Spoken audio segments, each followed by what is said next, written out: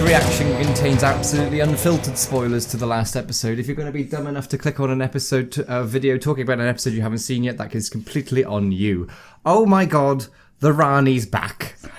Ah! So that's two predictions we managed to tick off there. One video, prediction each. I think you're up 2-1 at the moment, I believe. I can't quite remember what we said. The piece of paper's in here somewhere. All I know is I said Ryland dies, which in fairness he did, and then he came back. And you predicted the Rani. Did I predict the Rani? Right, you predicted her being some form of Time Lord. Being a Time Lord, and lo and behold, it's the frickin' Rani. She split. She bi-generated into a younger Rani. Yeah. I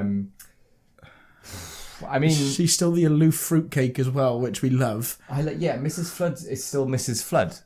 Obviously, she's been the Rani the whole time, but it seems to be that she's acting in some kind of shield, and the deep freeze triggers a regeneration, which means that a brand new Rani arrives fully formed and ready to absolutely wreak havoc.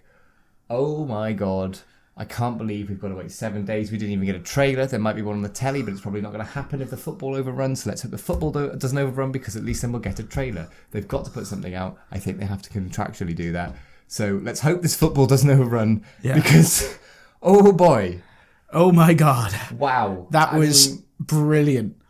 We can talk about the ending a bit later and everything, but for the rest of the episode, I still found it really good fun. Oh, it was brilliant. There's one of two big returns in this that we should probably talk about. Yeah, we can't just focus on the one. We do need to focus on the other as well, because, my God! This episode was brilliant. Should we start from the beginning? The production of everything was great. The Interstellar Song Contest looks fantastic. I was absolutely gobsmacked when about 5 or 10 minutes in, they all get ejected into space. Yes. I was like, oh, there's the tone. I thought, and I'm pretty sure one of us said that it was going to be a sort of like light and fluffy on the outside, but it's actually be quite dark. And lo and behold, nearly everyone gets killed within the first 10 minutes. Yeah. Wow. Oh, and it's all to do with Charlie Kondo. Kid is this sort of terrorist that takes over the Interstellar Song Contest to protest the corporation that was sponsoring the contest after what they did to his home. Some really interesting stuff. Cora is one of their people. She's from Tryon, which is where Turlo's from. Yes. So that was a nice little in-joke. Returning companions. There was another one. The Doctor gets ejected into space, and in a brilliant scene of funny camp, but also, oh my god, it's fucking Susan. Yeah. Finally. Yeah, so we get that reveal that Susan's back. We don't see much of her. It's just like, no, stop. Like, just little flashbacks. And she stood in the new TARDIS as well, so we're getting something. There is absolutely no way we are going to get to the end of this series now without seeing the Doctor and Susan reunite. Oh, if they did, that would be the biggest cock tease. It was bad enough last year with a little flashback. Can you imagine if they filmed brand new material of her just going, But wow, that was a bit of a mind blow. That's when I was like, oh my god, because we see Mrs. Flood in the audience and she's spying on the Doctor. She gets that last, so we work out now that she's been tracking the Vindicator somehow, probably through a TARDIS. Which now makes sense. Yeah. I want to know what a TARDIS is. Yeah. I sort of sat there a bit and I was like, this is building to something. I thought, we see Shooty go, the darkest he's gone yet. I know. I really enjoyed that. My God, was he... this is what I wanted from this series. I wanted darker stories and I wanted the Doctor pushed to darker places. And we've seen hints of that here and there, like the conversation with Conrad and stuff like that. But this is really where I was like, oh, yeah, this is why I'm not... If we are getting to the end and if Shooty is going, which I really hope he isn't, it's going to feel such a shame that all of this, the source has been left till last minute. Yeah. But this is the first time as well we see Shooty go to that dark place and he gets seen by the companion.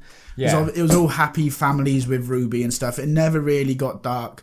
But this one, Belinda literally walks in on him torturing Kid, which, considering what Kid was doing, can't really blame him. He was a terrorist at the end of the day for the episode. I don't know if we're justifying torture. No, we're not. We're not. But I can. But considering Tom's character does not represent those of the time space visualizer or me as an individual. Considering the Delta Wave, which nice callback to 2005. Yes. The Delta Wave would wipe everyone out in a second, and that's how the Doctor lost Gallifrey the second time.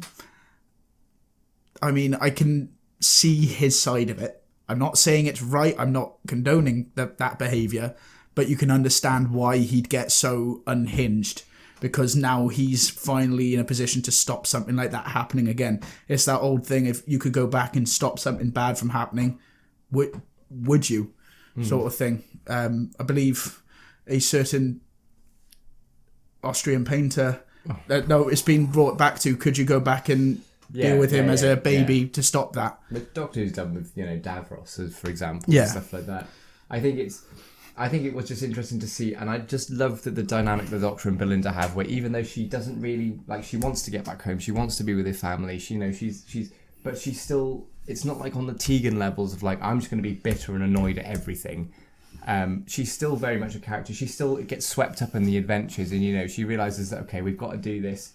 We've got to go to these different places and take readings and stuff, the Vindicator and everything. But she can still enjoy herself while she's there. And I really love the quieter bits between the two of them before it all goes haywire. They talk about watching Eurovision and stuff, because it's Eurovision. It's today. We've got it in a couple of hours and stuff. It's just a really sweet moment, and I love that the Doctor stops, even with the flashes of Susan that don't completely stop him. It's when he sees Belinda. That's when he's like, oh my God, what am I doing? But he's still got that venom in him a bit. He's still, and I think we're going to see Kid again. I think Kid and Jonah are Jonah? Conrad. Jonah's the actor's name. Yeah. Kid and Conrad are going to be back in the finale, I think, alongside Mrs. Flood and the Rani, and probably Susan and Mel and Unit and Ruby. Oh boy. Yeah, there's a lot going on. There's going to be so much to unpack from that. I think what I'm realising with this episode, it's hard to think about it. And because we've just come upstairs immediately, I think we gave ourselves about 2 minutes to come up here, and I can't really think about the rest of the episode right now. And now it's going to be, obviously, when last year when we reviewed them, we'd watched them at least 2 or 3 times before we sat down and talked about them. Whereas coming off the initial reactions, I think the big reveals are so much more whoa. They kind of take your focus away from the rest of the episode, but the way this was done was brilliant. The pacing again this season has been flawless. I think the only issue one was the Dr. Light one.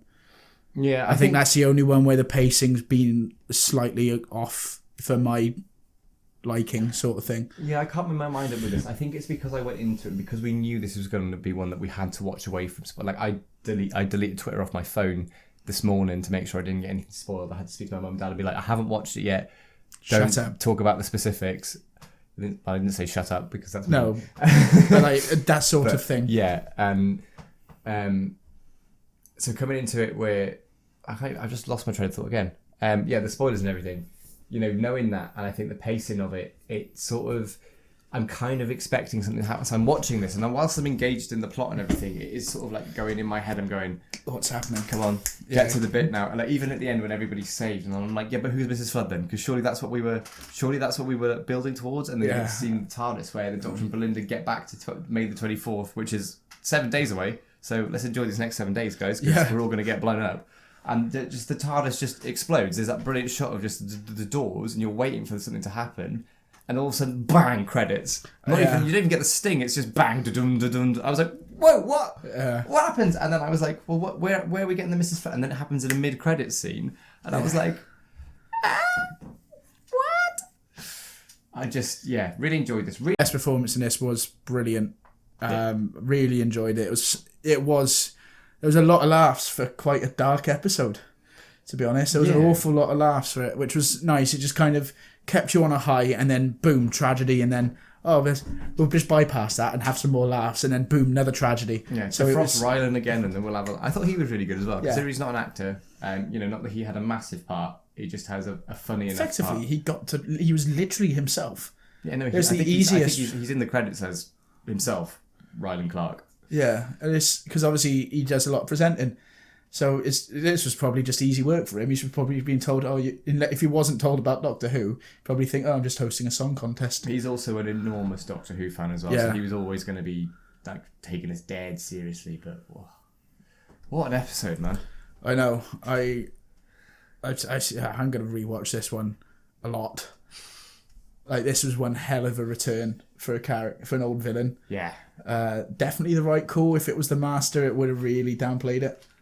I think it's time to mix it up because the Master and the Rani are like a different. Whereas the Master's very much like Domination. Insane schemes, universal domination. The Rani's much more cold and calculating, more amoral than immoral, to an extent. I think she's more of a hardcore scientist that will take drastic actions to achieve her own goals, but not necessarily at the cost of the rest of the universe.